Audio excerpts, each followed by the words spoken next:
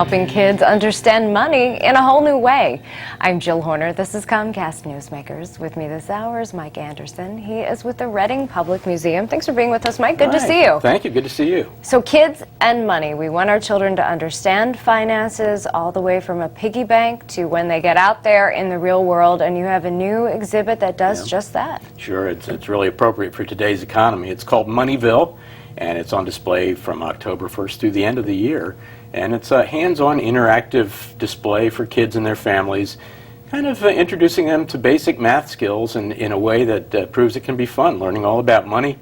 I mean, where else can you play the stock market and run your own lemonade stand, or see your face on $1 million bill, or even see examples of currency from pounds to pesos right there at the museum. And this is a really fun way to learn about money, but it teaches valuable lessons along the way. Well, yeah, kids will learn how to earn money, how to spend money, how to save money, and how to make money, and how, the currency and the whole money system connects people all around the world.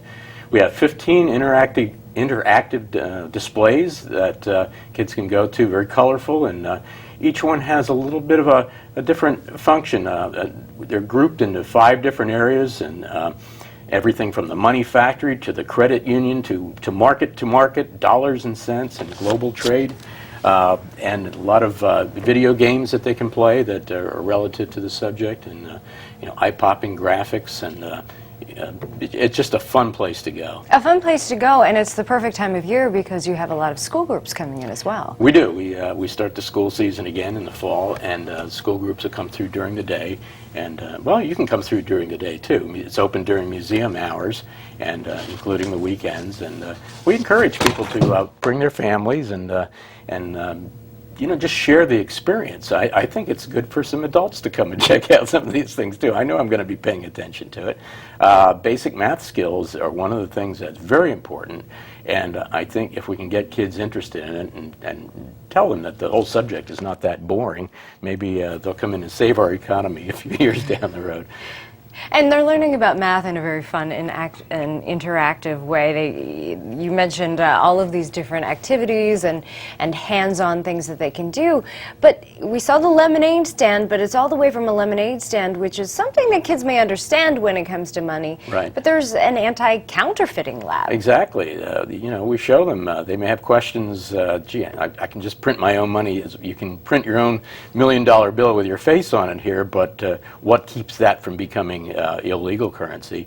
And they'll demonstrate ways of that the government will incorporate ways of making sure that counterfeit bills don't make their way through the system.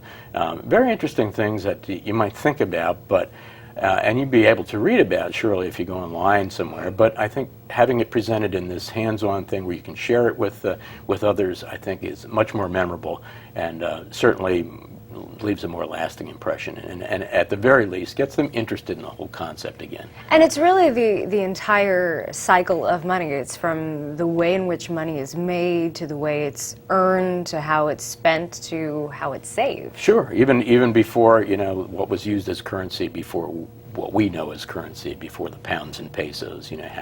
How was the trade? How did you? What was the laws of supply and demand back in the early days before printed money? And so you get pretty much the full story. And it's not necessarily in a very linear fashion. You can go from exhibit to exhibit wherever you want. So whatever interests you can lead you on to the next thing. And of course, it's at the museum.